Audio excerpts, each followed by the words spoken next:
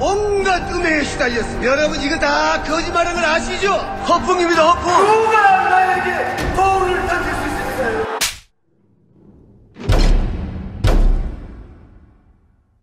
확인해 보셨나요? 무색소, 무알콜, 무계면 활성제의 올리덴탈 체크 가글은 쉽게 나온 입안의 이물질을 눈으로 확인할 수 있습니다. 딴지마켓에서 판매 중입니다. 고려 생활건강 술술 풀리고 음주전 한포가 당신을 지켜드립니다. 특허받은 천연 유래 성분 숙취 해소제 술술 풀리고를 딴지마켓에서 만나보세요. 마카 이제 국내에서도 100%로 드실 수 있습니다. 딴지마켓에서 파는 마구마카 남녀노소 모두에게 줬어.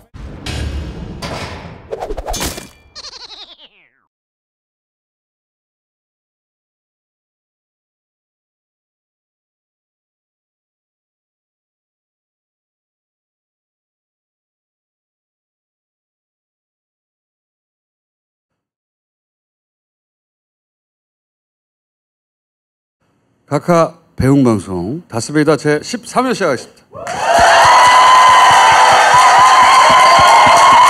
자, 방송인 주진우 소개합니다. 이명박 전도사 이명박 연관 검색어 주진우입니다. 안녕하세요. 아이고. 얼마 남지 않았습니다. 얼마 남지 않았습니다. 이 방송도 얼마 남지 않았습니다. 야, 연관 검색어 네. 이명박이냐 너는? 네. 나는 성추행이야. 그리고 진짜 전도사 김용민. 아유 반갑습니다. 예. 한국 기독교 장로회 서울 북노회 전도사입니다. 반갑습니다. 예. 자, 주진우는 이번 주말에 MBC 스포트라이트 진행합니다. 네. 김용민은 다음 주부터 SBS 라디오 2시간 진행합니다. 감사합니다. 예. 채널이요? 아 예. 서울 인천 경기는 103.5, 부산은 105.7, 그리고 창원은 90.9, 그리고 3월부터는 진주에서도 98.7로 여러분을 만나 뵙게 됐습니다. 감사합니다. 시간과 이름도 내야지. 야, 그럼 김용민의 뭐야? 정치쇼. 정치쇼? 정치쇼. 돌아오는 월요일부터. 아침에도 좀 자겠다. 오전 10시, 새벽에. 오전 10시. 예. 오전 10시 5분. 첫 5분, 인터뷰 5분 저하고 뉴스 합니다. 후에. 예. 성추행 부분을 연결하겠습니다. 아니 네이버에서 이렇게 실검에 오른 때가 얼마 만이죠? 그게 그 오촌 살인 사건 때. 아니 성추행범 뭐 그렇게 하고 욕하고 그래도 김어준은 검색 오고 오르면 좋아해요. 막 혼자 웃고 있어요. 김어준 성추행 씨발. 성추행은 그나마 약한 거예요. 성폭행. 내가 폭자 들어가는 중에 잘하는 건 폭식밖에 없어. 우리 본론으로 돌아가서. 그 전에 카카. 네. 안녕하십니까. 당분간 성택 이 친구가 명박이 저를 대신해서 드릴 것입니다. 평창올림픽에서 정말 아무것도 한 게 없는 자유한국당으로서 문재인 대통령이 올림픽 기간 고생 많이 하셨습니다. 평창올림픽에서 보여준 문재인 정권의 노력과 선전을 높이 취합니다.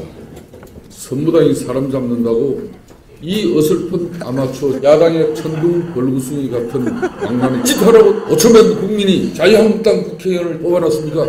지난 9개월간 자유한국당이 보여준 것은 문재인 대통령을 때려잡는 데만 해란에 대해서 남남 갈등과 분열만을 기획하고 또 실천하는 이런 작태입니다. 강원랜드 이 청비리의 의혹 사건은 범죄 혐의가 명백한 우리 당 권성동 의원이 주범입니다. 이런 적극적인 적자를 나름과 5천만 국민은 결코 용납할 수 없습니다.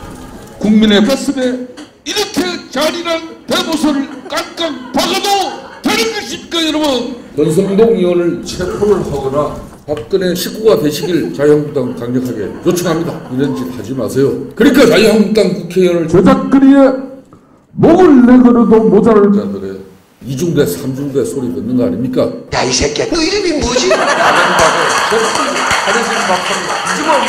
도쟁 전문가 김성태 의원입니다. 이런 미신씨 분을 새끼 줍시다. 우리 본론으로 들어가서 지식인도 이용합니다. 그러니까 모든 곳을 다 이용한다는 예로 제가 몇 가지. 예를 들어서 문재인 대통령이 빨갱인가요?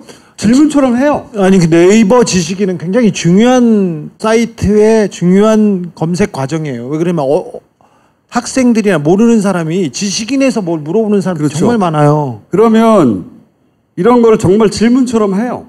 질문인 양 하면 그 밑에다가 빨갱이입니다 막 달려요. 이런 거는 최근에 달렸네요, 지금. 이것도 2-3달 됐어요. 이런 작업은. 문재인은 치매인가요? 와! 문재인 정책이 뭐 잘못된 점 있나요? 막 질문처럼 만든 다음에 바로 이게 짜고 치는 거죠. 티키타카 하는 건데 이거 엄청 많아요. 여러분이 생각하는 것보다 훨씬 광범위하고 꼼꼼하고 체계적이고 예를 들어서 아프리카 TV나 이런 댓글창을 특별히 거기 관심 있는 매니아들은 거기에 매달린 사람도 있잖아요. 거기도 많아요. 게임 거기도 많아요. 이렇게 어떻게 조직되고 있나 소위 댓글을 통해서 문재앙이라든가 몇 가지 키워드가 있어요. 걔네들이. 유포하는 방식을 연구가라서 들여다보고 있으면 매우 꼼꼼합니다. 매우 꼼꼼하고 생각하지 못했던 왜냐하면 모든 사람이 모든 영역에 다 가지 않잖아요. 걔네는 사람이 많으니까 모든 영역에 다 가요. 꼼꼼하게. 다 일일이 이걸로 채우고 있다. 이게 별거 아니라고 생각하면 절대 안 된다고 계속 말씀드렸는데 좀 너무한데? 말이 안 되는 팩트가 다 틀리는데요. 상관없어. 응? 근데 맨 위에 있어요. 답변하는. 그리고 예를 들어서 댓글 이야기는 오늘 뭐 좀 짧게 할 텐데 지난주에 많이 했으니까 그 매크로가 돌아가는 건 100%입니다. 100%인데 매크로가 돌아가는 걸 네이버가 모를 수도 있지 않냐. 모를 수 없어요. 절대. 기본적으로 이 매크로 공격은 오래된 겁니다. 예를 들어서 과거에 블로그를 통한 바이럴 마케팅 같은 거 많이 있었어요. 그렇게 상업적으로, 그러니까 정치적으로 아니라 상업적으로 포탈이라고 하는 사람들이 가장 많이 오는 네이버 공간에서 상업적 이득을 취하려고 그렇게 매크로로 사람 일일이 할 수 없으니까 하는 작업들은 역사가 오래됐어요. 그 역사가 오래된 만큼 네이버는 그걸 탐지하고 즉각 차단하는 기술도 굉장히 발달해 있어요. 근데 가장 원시적인 게시판에서 그걸 모른다는 건 말도 안 되는 겁니다. 그걸 방치하는 거예요. 왜 방치하느냐가 그 문제지 방치는 명백한 거예요. 몰랐다거나 자신들이 피해자라는 건 절대 있을 수 없는 얘기예요. 즉각적으로 알 수 있습니다. 다만 20년간 댓글 연구가로서 인터넷 문화의 연구가로서 관찰한 바에 따르면 이건 이 보수 하나를 돌리는 게 아니다.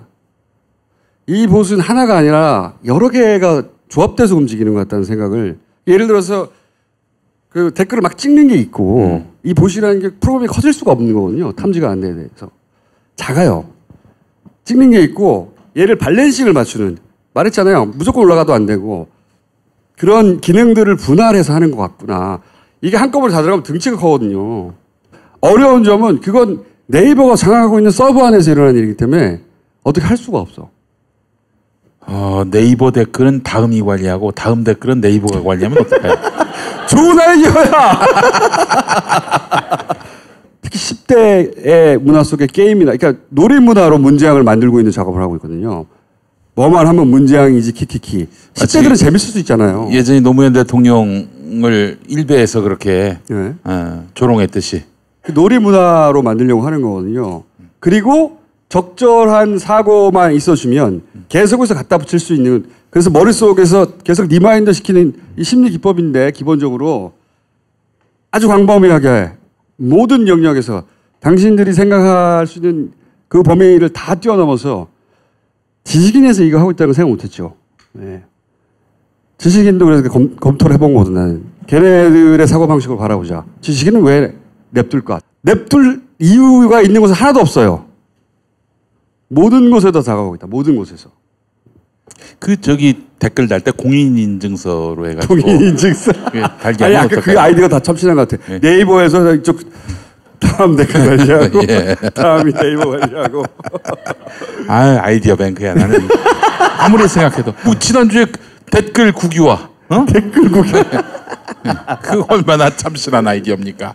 자, 이 댓글 이야기는 앞으로도 계속할 것이고 포털 이야기는 앞으로도 계속할 것이고 그러면 주진우 전문 영역으로 이제 머지 않았기 때문에. 네, 예. 얼마 남지 않았습니다. MB는 언제 감옥 가요? 3월에는 결과를 보게 될 겁니다. 아니 3월이면 이제 3월 말도 있고. 3월에는 결과를 보게 됩니다. 3월에 사실 다 나왔는데 뭘 그렇게... 이명박 대통령이 소환 날짜가 3월 2일이었어요. 3월 2일로 검찰 쪽에서 나와달라고 했을 때 그쪽에서도 이렇게 조정해서 3월 2일 날 나오겠다고 어느 정도 둘이 얘기가 교감이 되고 다 잡혔는데 사위도 터지고 너무 많이 나오는 거예요, 돈이. 예.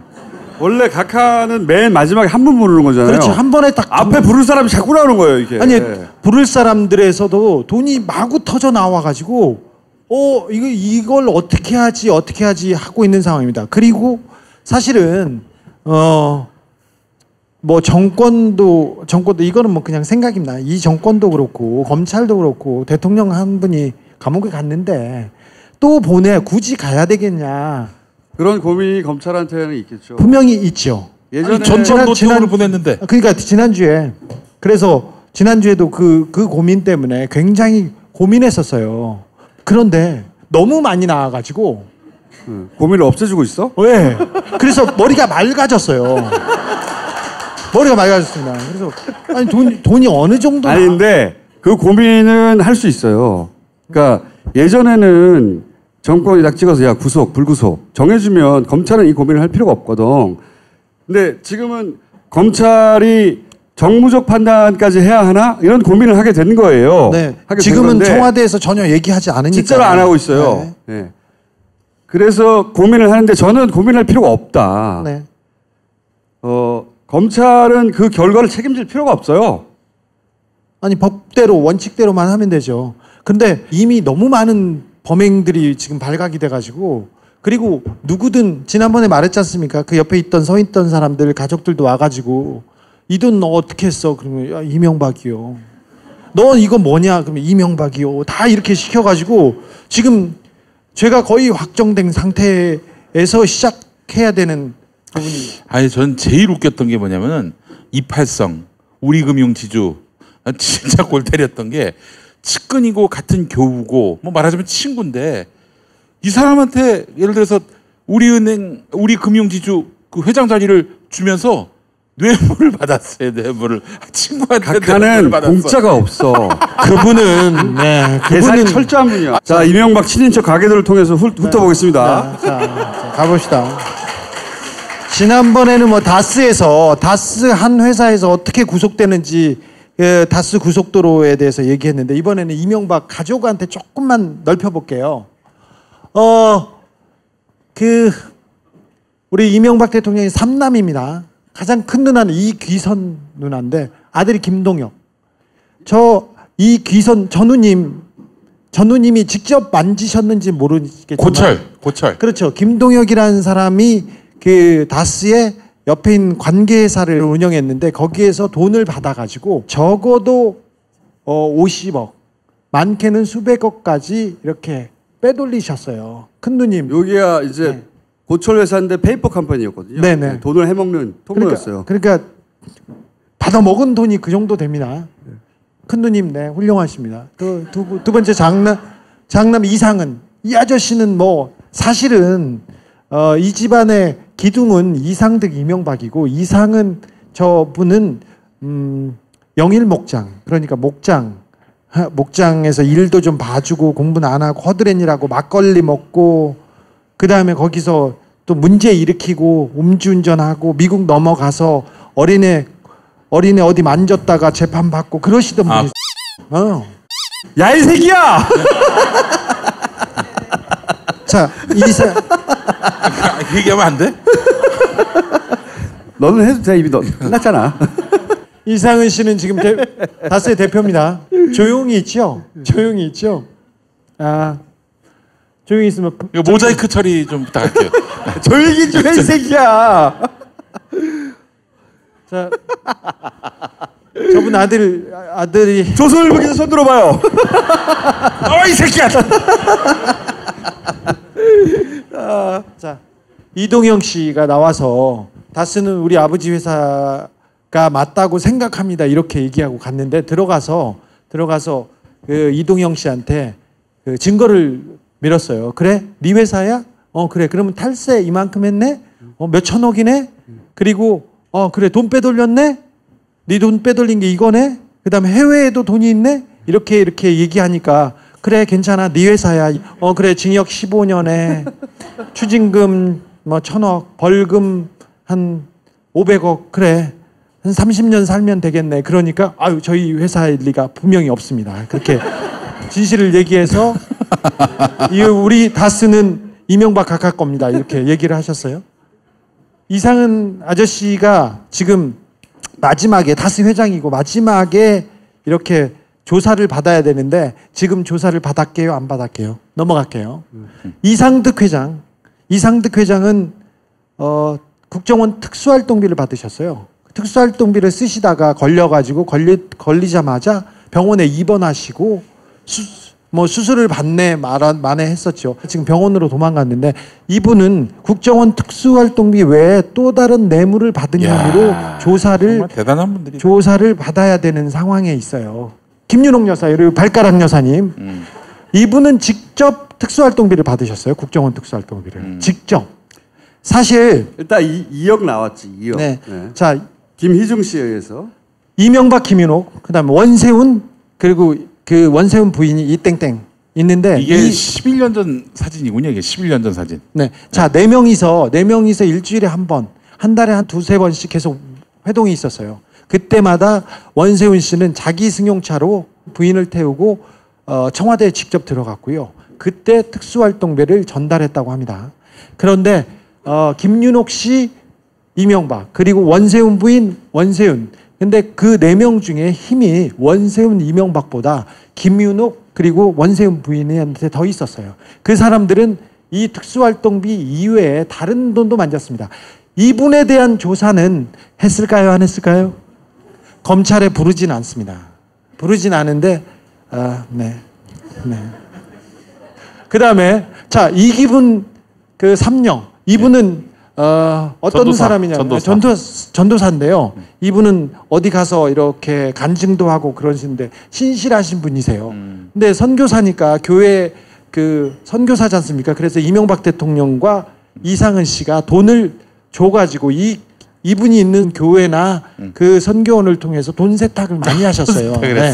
그래서 가족들이 모여서 회개기도 올리셨던 그분입니다. 그래서 교회가 그 세무조사를 받아야 됩니다. 지금 못 받게 하려고 키를 쓰고 있는데 그렇게 돈 세탁의 원상이에요, 교회가. 그 이기분 씨의 남편이에요. 남편. 김진 이분도 다스 협력업체에서 사장도 하고 많은 것을 그 가지셨어요. 그런데 수십억은 너무 푼돈이니까 이 집안에서 빼줍시다. 그렇게 있습니다. 여기 아버지 때는 다 끝났죠. 또 밑으로 갑시다. 중요한 게 큰 사위 우리 이상주 큰 사위 이번에 나오고 있는. 네, 나오고 있죠.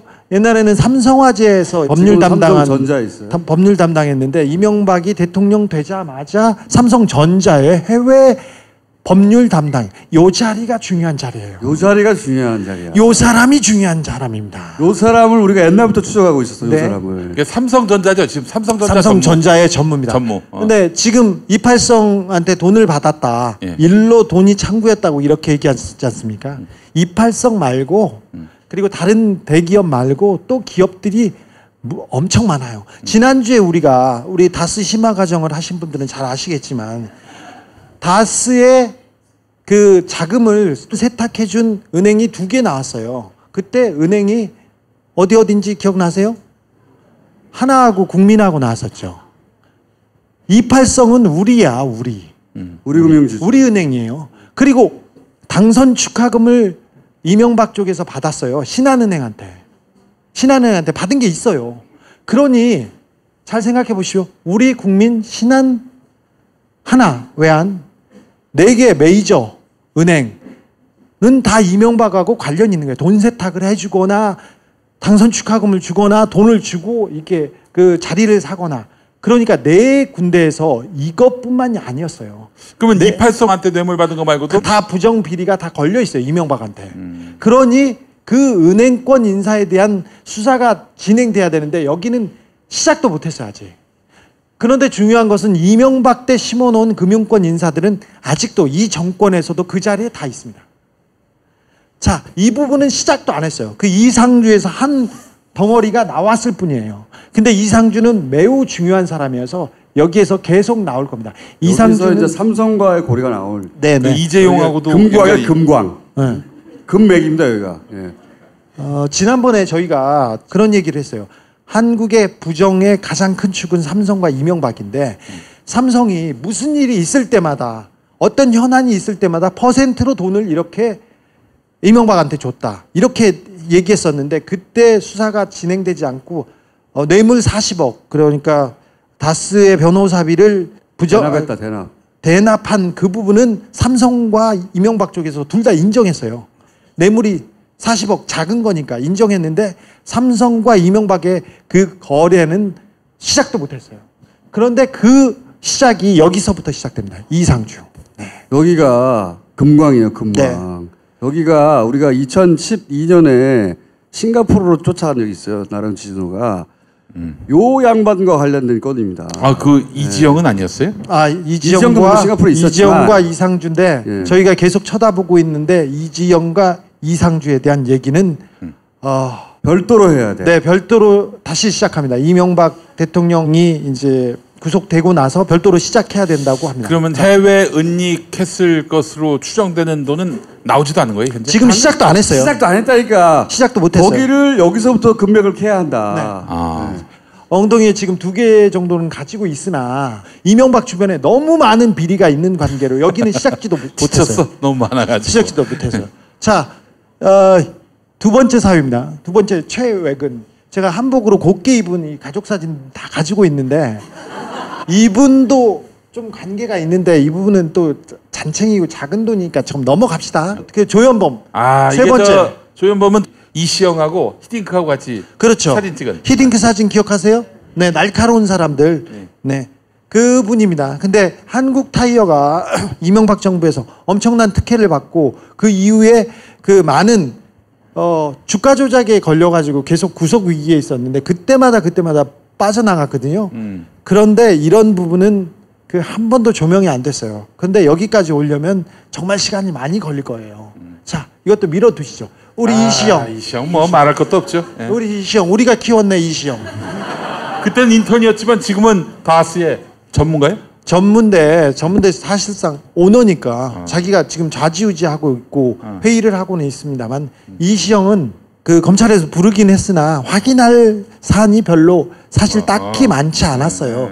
왜 그러냐면 집사들과 그리고 청와대에서 일했던 사람들 그리고 참모들이 다 와서 다 이명박을 가리키고 가족들도 부를 필요도 없이 그 가리키고 있어서 마지막 이명박을 부르기 직전에 마지막 사람으로 이시영과 이상은이 있어요. 이상은 그리고 이명박한테 가는 건데 이미 올림픽 전에 이명박을 맞을 준비는 다 돼 있었어요. 근데 죄도 많고 뇌물죄 돈과 또 진짜 더러워서 이게 수사한 검사의 얘기인데 정말 더러워서 볼 수가 없어요. 이렇게 얘기해. 돈이 너무 많이 나와서. 장남을 일찍 텄잖아. 지금 이상은의 장남을 일찍 텄가지고 지금. 자, 요 문제는 얘는 네. 또 우리가 금맥이기 때문에 여기 금맥, 그다음에 여기 금맥. 자, 양금맥이야. 이 두 사람의 통장과 이 두 사람의 계좌를 찾아야 이명박의 진짜 재산을 찾을 수 있습니다. 해외에 있는 이상주와 이지영의 돈은 검찰 수사에서 이번에는 안 될 것 같고요. 이 부분은 저희가 다시 시작했습니다. 다시 한번 하는데 이지영 이거 중요합니다. 이거 이지영 이 사람은 맥쿼리에 있었고 IMM이라고 했고 골드만삭스에서 또 있었는데 그때마다 돈이 뭉텅뭉텅 빠져나갔습니다. 정권 초기에 다 스티었어요. 이명박 수사가 올림픽 때문에 한 달 동안 좀 미뤄지면서 이렇게 단단해지기도 했는데 이명박으로 직접 가지 않고 다른 수사를 하면서 이상주, 조현범, 그 다음에 이상득, 김윤호 계속 더 나오고 있어요. 여기도 보고는 보고야. 왜냐면은 그냥 보통 그냥 예, 여기가 김윤옥 여사. 금광이거든 여기도 진짜 완전 금광이에요 여기도. 저분은 직접 받으셨어요. 그리고 직접 쓰셨어요 특수활동비를. 너무 잘 어울려요 부부가. 천색 연분이야 씨발 완전. 이렇게 잘 어울릴 수가 있나 막. 응? 아무런 갈등도 없겠다. 그래서 이명박한테 가는 과정이 지금 더디고 시간이 지체됐다고 생각하시는 분도 있겠지만 근데 그 과정에 훨씬 단단해지고 그 주변 사람들이 되게 괴로워졌어요. 야, 최순실은 우리 각하가 했던 거에 비하면 장난이에요. 네.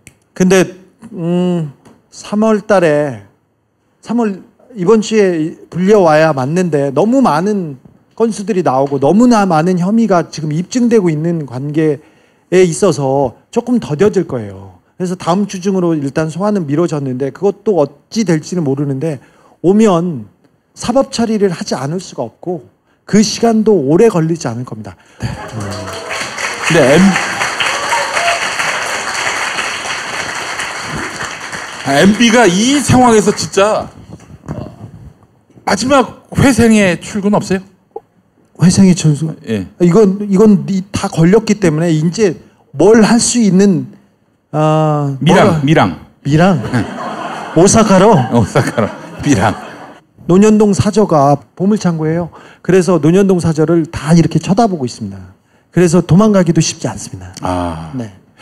어쨌든 여기를 봐야 됩니다. 여기 사위와 지금 이상덕 전 의원의 장남 여기가 해외 금광의 입구예요. 캐나다와 그 자원외교에서 빠져나간 돈은 케이만과 싱가포르로 이렇게 갔는데 중국과 싱가포르, 베트남 이런 쪽의 사업 때문에 싱가포르에서 돈이 많이 오갔어요. 그래서 지금 움직이지 못하고 있는데 어느 정도 성과를 이 수사가 이명박의 뇌물과 이명박의 직권남용 그리고 여러 그 확실한 건으로 이명박을 잡고 나서 돈 재산을 추적하는 팀이 적극적으로 나설 것으로 보이는데 거의 다 왔습니다. 네. 다스베이다도 거의 왔습니다. 네. 예전에 우리 나경원이 고발해가지고 그때 진선미 변호사와 같이 나갔잖아요. 초창기 때. 그래서 딱 나가가지고 이제 포토라인에서 제가 얘기를 했지 않습니까? 아니, 사실 그 가서 얘기를 해야 되는데 메시지를 관리해줬거든요. 까먹은 거예요 가다가. 맞다. 야, 딱 이 말만 해. 그런데 딴 말을 하더라고. 그래서 생각을 하고 가다가 까먹은 거예요. 다시 돌아가가지고 물어봤지. 뭐 어떻게 얘기해야 된다고 하면서 속으로 그냥 의연하게 걷는 척하다가도 그 말하는 걸 계속 그냥 되네 이거 했다가 딴 얘기했습니다. 그리고 이제 들어가서 조사를 받는데 이시원 검사 국정원 간첩 증거 조작 사건 그 검사였는데 이제 조사를 했었어요. 그 이름이 뭐냐라고 딱 물어봤을 때 묵비권을 행사하겠습니다. 맞다. 그런 얘기하셔도 된다고. 아무 말 하지 말라고 너무 긴장해가지고 너무 긴장해서 제가 이름을 물어봤는데 묵비권을 맞다. 야, 아무 말도 하지 마 그랬더니 이름을 물어봤는데 묵비권을 행사. 너무 긴장했어 그때. 예. 김성태 의원이 이번에 다시 해올 수 있겠네 너? 예? 김성태 의원이? 김성태 성대모사 역시 준비하고 있습니다. 한번 해봐. 아니 아직 좀 준비하는 건데 문재인 정권이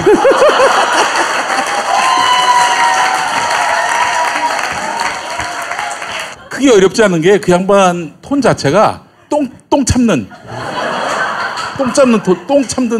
톤이에요. 예. 얘기할 때 막 힘을 주면서 문재인 정권이 김영철을 불러가지고 각하 여동생이 전도사인데 이기분 전도사인데 그 교회를 통해 가지고 자금을 세탁하고 뭐 그런 얘기 잠깐 했었잖아. 그렇습니다. 제일 궁금한 건 요즘 빼먹은 소위 이제 가짜 뉴스 댓글 공작 이 류 중에 빼먹은 게 하나 있는데 그 큰 덩어리가 보수 개신교가 돌리는 가짜 뉴스예요. 보수 개신교가 이명박 전 대통령의 핵심적인 지지 기반이었죠. 그렇죠. 가장 큰 부분이었죠. 촛불 때도 이쪽에 태극기에 보수 개신교가 이스라엘 기들고 나왔잖아요. 거기 아니면 돈과 거기 아니면 인원을 동원할 수가 없어요. 요즘 돌리고 있는 보수 개신교, 저는 이제 가짜 뉴스나 댓글 공장이나 이런 걸 계속 주목해서 보니까 그게 재밌기도 하고 그걸 그렇게 재밌어? 재밌어. 왜 혼자서 재밌냐면 그걸 보고 있어요. 항상 걔네들이 뭘 할지 알 수 있는 게 이 댓글의 흐름이에요. 실제 댓글 공작에. 왜냐하면 걔네들이 앞으로 이걸 해야지 작전을 짜며 거기다가 댓글을 심기 시작하고 하는 거란 말이죠. 근데 내가 진짜 이해가 안 가는 게 뭐냐면 보수 개신교가 요즘 밀고 있는 가짜뉴스는 고려연방제예요. 고려연방제를 한다고 그런 거를 못 받아보셨겠지만 엄청난 분량의 길이로 고려연방제, 그러니까 북한이 된다 우리가. 대형 교회에서 지금 설교하는 가장 큰 아이템도 고려 연방제예요. 그러니까 도대체 나는 고려 연방제가 튀어나온 논리를 모르겠거든. 응? 고려 연방제라는 게 사람들한테 확 와닿는 게 아니잖아요. 그런데 보수 개신교의 그 소위 이제 가짜 뉴스의 키워드가 고려 연방제거든요. 쌍팔년도 그리고 90년도에 김대중 전 대통령을 공격할 때 나왔던 내용이 요즘 20, 30대는 고려 연방제 뭔지도 몰라. 그렇죠. 근데 그때 나왔던 너무 거예요. 옛날 얘기인데 이거를 들고 나와가지고 가짜 뉴스를 확 돌리고 있어요. 계속 이게 통한다는 말인가 도대체 이해가 안 가는데 일단 왜 그러는 거야?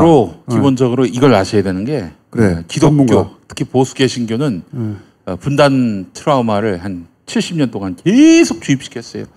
만약에 이 나라가 공산화가 되면 우리는 다 빨갱이의 지배를 받게 되고 교회는 다 없어지고 크리스천들은 다 멸절될 것이다. 믿으시면 아멘 하시기 바라겠습니다. 그 어떤 목사예요? 아멘 이렇게 나오는 아니 거 아니야? 이렇게 배워 신학교에서. 네.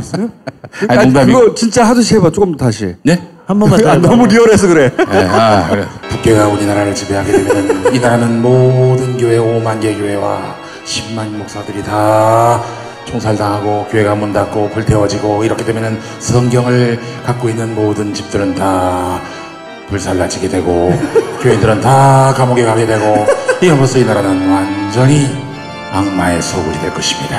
아멘 이렇게 되는 거지. 아니 근데 대형교회 목사들은 왜 그렇게 목이 쉬어 있어? 네. 그러니까 이제 기본적으로 그 부흥회 같은 데 가면 막 소리를 질러야 되니까 상시적으로 목이 쉬어 있어요.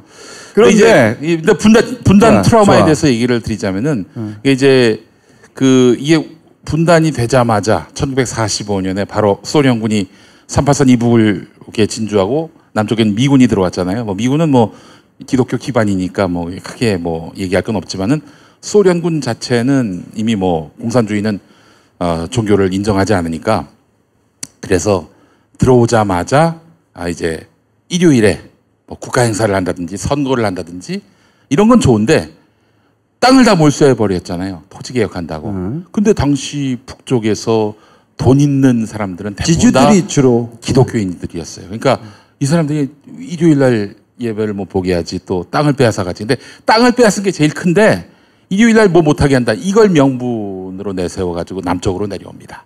남쪽으로 내려와서 북은 신앙의 자유가 완전히 거기까지 알겠어. 제한된다. 거기까지 그래서 알겠어. 여기 내려와 가지고 있었는데 이승만이 이런 분단의 그런 상황을 이용해서 기독교인들 특히 이북에서 내려온 기독교인들을 깡패로 활용을 한 거죠. 그래서 서북 청년단. 그렇죠. 그래서 그 영락교회 청년들이 제주도 가가지고 깡패 짓을 한 거예요. 4.3 사건 때 그 당시에 그때는 반란 사건이라고 그래서 그 당시 목사였던 한경직 목사가 테러를 했던 서북 청년회는 다 우리 교회 청년회예요. 이런 얘기를 또 하셨어요. 예. 근데 이제 그로부터 이북 사투리 잠깐 나오고. 네, 그리고 이제 또 전쟁이 나면서 또 분단은 더욱 심화됐죠. 70년 동안 계속 북교회는 악마고 사탄이고 그렇기 때문에 이 북교회하고 맞서서 싸워야 된다. 뭐 이런 논리로 그건 계속 알겠어. 머리를 그쪽에다 주입을 시킨 거죠. 예. 그건 알겠는데 네. 그러면 최근에 이제 두 가지가 동시에 날라오거든요. 네. 고려 연방제를 얘기하고 맨 위에는 지방분권 반대예요. 개헌 반대, 지방분권 반대. 내가 그걸 다 읽어보진 않아. 말도 안 되기 때문에. 근데 키워드로 아니 왜 개헌을 반대하지? 이게 논리적으로 이 개신교하고 무슨 상관이지? 일단은 그 이번 문재인 대통령 정부가 추진하는 개헌의 핵심은 사실 권력구조 개편이 아니라 지방분권이거든요. 지방분권 개헌을 하게 되면은 북한의 고려 연방제처럼 된다. 그게 실제로 3.1절 그 개신교 집회의 핵심적인 그러니까 내일 다 모여서 데모하자는 내용의 핵심이 그거야? 그거예요. 그래서 씨발 개헌 반대예요. 이렇게 보수 개신교가 왜 개헌을 그러니까 이 보수 정치권과 결탁해서 개헌을 반대하는 건 알겠는데 개헌을 반대하고 지방분권을 반대하는 게 교회하고 명분이 연결되는 게 하나도 없잖아요. 그렇잖아. 그게 그러니까 그렇게 해서 예, 그렇죠. 그 고려연방제로 연결한 거야? 예. 문재인 정부는 북한하고 가까워지려고 하고 결국 그렇게 해서 나중에 적화 통일을 할 것이다. 이걸 아주 노골적으로 심어주고 있습니다. 지금. 그래서 고려연방제로 간다. 예, 그렇죠. 지방분권과 고려연방제 연결시킨 거야? 예. 그 지방분권하고 고려연방제하고 지방분권이 정말 북한을 닮았다면 북한이 지금 지방분권 합니까? 말도 안 되는 얘기를 하고 있어요 지금. 그러니까 지금 이 사람들이 이게 기독교인들이 가장 큰 문제가 뭐냐면 보수 개신교인들의 가장 큰 문제는 사회에 대해서 관심을 갖지 못하게 목사들이 자꾸 주입을 시킵니다. 사회에 대해서 뭘 알고 싶으면 나를 통해서 알아라. 이 목사는 또 조선일보만 읽은 것 같고 막 주일마다 신자들한테 세뇌를 시키고 거기에 그 열받은 그런 청년들이 다 뛰쳐나와서 지금은 청년들이 비어 있는 상태고 이런 그런 상황이 발생하고 있는데 그러니까 저 보수 정치권에서 이번에 개헌을 막아야 되는데 예. 그 교회의 힘을 빌리고 싶은데 명분을 만들 연결 고리가 없으니까 교회가 개헌 반대하는 게 너무 웃기잖아요. 예. 그래서 지방분권과 고려연방제를 연결해가지고 그렇게 고려연방제를 돌리고 있는 거나 지금. 그렇게 해서 적화 통일되면은 정말 아까 제가 말씀드린 대로 교회가 다 없어지고 교회 크리스찬들은 다 감옥 가고 그렇게 해서 이 사회는 완전히 악마의 소굴이 될 것입니다. 믿으시면 아멘 하시기 바라겠습니다. 이렇게 되는 거예요 이게 그 흐름이. 그래서 사실은 문재인 정부에 대해서는 이미 적대시하고 있는 건 다 아시는데 하여튼 힘 닿는 데까지 한번 망하게 해보려고 작정을 했다. 이렇게 보는 게 가장 정확할 것입니다. 그래서 지방분권과 개헌 반대 얘기가 나오고 그걸 고려연방제. 저는 고려연방제를 이 개신교발 카톡에는 고려연방제가 항상 나와요. 진짜 뜬금없다고 생각했었거든요. 교회가 왜 이 타이밍에 고려연방제를 설득할 수 있다고 생각할까 이해가 안 갔는데 그리고 맨 위에 개헌 반대가 있단 말이야. 네, 그렇죠. 개헌 반대 타이틀과 고려연방제가 있어요. 나는 연결고리가 안 생겼어 그때. 도대체 이 가짜 고려연방제가 이런 거 아니에요. 남한 따로 북한 따로 해가지고 각자 체제를 유지하면서 천천히 친해지자. 나중에 합하자. 이런 거 아니에요. 그러니까 북한 따로 남한 따로 하듯이 경상도 따로 전라도 따로. 이게 바로 문재인 정부가 추진하는 지방분권 개헌의 골자다. 이런 얘기예요 한마디로 얘기해서. 따로 그래서 국법 개헌. 어쨌든 지방분권 하다가 네. 고려연방제로 넘어가서 적화를 시켜버리려고. 그런다. 이런 논리가 통해?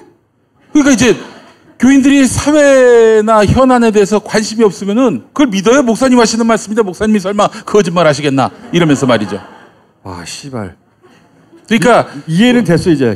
미스테리가. 난 미스테리였거든. 이게 네. 도저히 연결이 안 되는데 개헌과 고려연방제와 지방분권이 왜 계속 그 단어가 등장하거든요. 도저히 이해 안 가는데 그건 이해됐어. 정치의식, 사회의식은 다 목사님께 그 두뇌를 갖다 바쳐라. 그럼 목사님이 그다 주입해서 그러면은 개신교 목사들이 이렇게까지 그 보수 정치나 혹은 이쪽하고 묶이는 이유가 뭐야? 핵심이. 역시 우리 목사님들이 가장 빈정상해했던 것은 세금을 거두면서 전에도 말씀드렸죠. 제가 뉴스공장에 나가서 했던 말이기도 한데 네가 뉴스공장에 나갔어. 이걸로 나갔었어요. 예. 그 종교인 과세 때문에. 그렇죠. 전문가로 이제 나갔는데 통상 이제 전문가하고 인터뷰하고 마지막에는 다음에 또 모시고 한번 얘기 나누겠다고 하잖아요. 그래서 얘기를 안 하길래 그럼 다음에 또 모신다는 얘기는 해야 되는 거 아니야 했더니 다음엔 딴 분을 모시겠습니다. 김조수가 이랬어요. 예. 근데 목사님들은 이미 문재인 정부는 이거 큰일 날 정부구나. 이 정부 계속 갔다가는 우리가 어떻게 될지 모르겠다라는 공포심이 있어요. 그게 뭐냐 바로 세금을 걷는 건데 세금 내는 거는 그게 그들에게는 큰 부담이 되진 않아요. 핵심은 세무조사예요. 세무조사. 세무조사를 아까 MB 여동생이 헌금으로 돈 세탁한 그런 창구로 실제 헌금이 쓰여진 경우가 많아?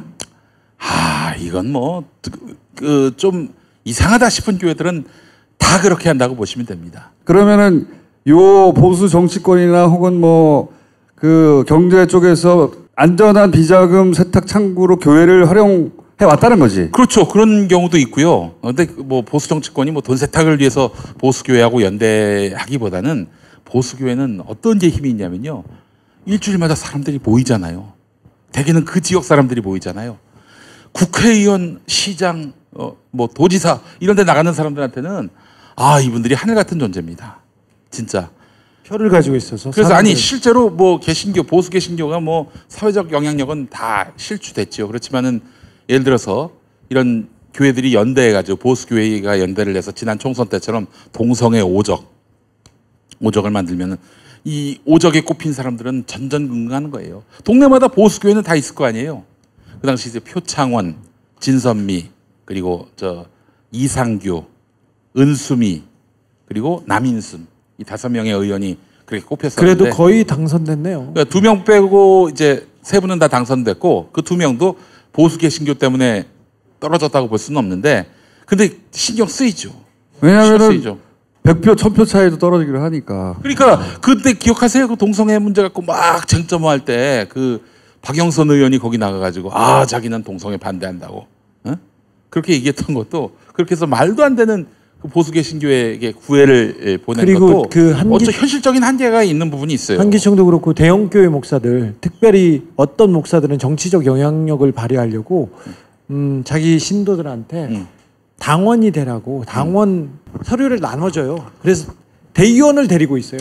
계속해서 당비를 대고. 근데 이제 큰 교회, 무시할 빤스 정광훈 교회 목사. 빤스 목사, 전광훈 목사가 이번에 한기총 대표회장 되려고 나왔어요. 네네. 예. 아깝게 탈락했어요. 예. 전광훈 목사, 여러분 아시죠? 빤스 목사. 네. 예. 이 양반 대단한 분입니다. 네. 예. 근데 이제 앞으로 보수 개신교는 사회적 영향력은 없지만은 선거 때 그런 식으로 지역별로 이렇게 이런 게릴라 전략으로 이런 정치권을 쥐고 흔들려고 할 거예요. 어쨌든 최근에 가짜 뉴스를 가장 많이 발송하고는 그 발신지가 보수교회거든요. 그 보수교의 키워드가 개헌과 지방 분권 반대라는 캐치프레이즈였는데 그거는 결국에는 이 교인들로 하여금 우리가 적화 통일될 수 있다, 빨갱이 나라가 될 수 있다라는 막 공포심을 막 주입하면서 결집시키려고 하는 거고 결집시킴으로써 문재인 정부에게 한거를 해서 문재인 정부가 함부로 자기들 장부 들여다보지 못하게 만들려고 하는 그런 의도가 숨어 있다고 저는 생각합니다. 그리고 보수 정치권에서는 개헌 반대의 힘을 얻고 싶은데 그 논리를 거기서 그렇게 만들어낸 거네. 지방 분권 반대. 네, 이렇게 말도 안 되는 얘기를 하고 하는 기독교계를 비판하면 그 세력의 배후는 북한이다. 네. 항상 얘기하고요. 네.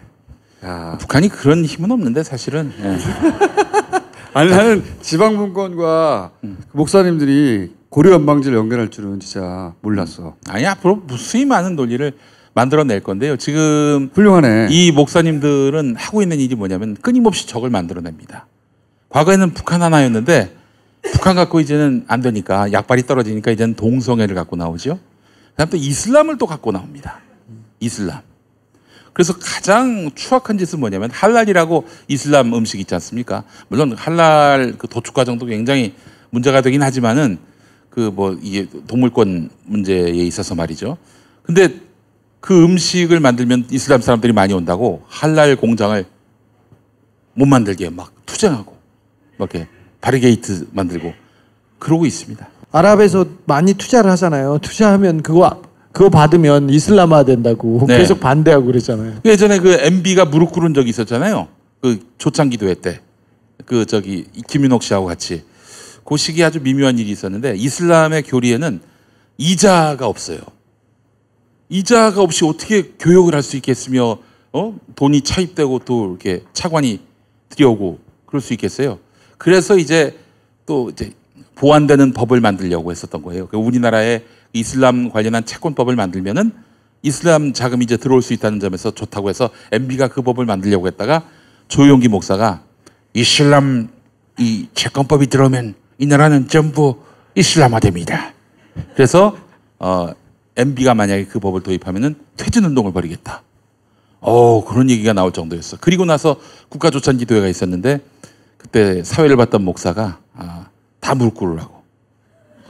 MB도 그냥 같이 무릎 꿇었어요. 네, 그런 일화가 있었습니다. 한 곳에서 다 즐겨라. 다양한 스포츠와 체험을 한 곳에서. 레전드 스포츠 히어로즈. 주지가 몇 개냐? 뭐? 뽀줄이다 닦아줄게.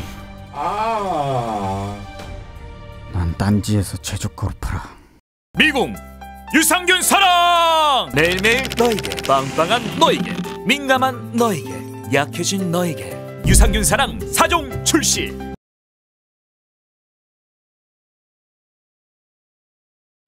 이번 게스트는 안원구 성장님 모시겠습니다.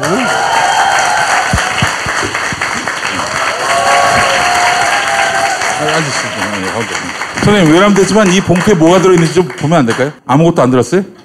어디 한번 보겠습니다. 자, 이거 새로운 이야기입니다. MB와 카자흐스탄. 개새끼라고 적었어요, 우리.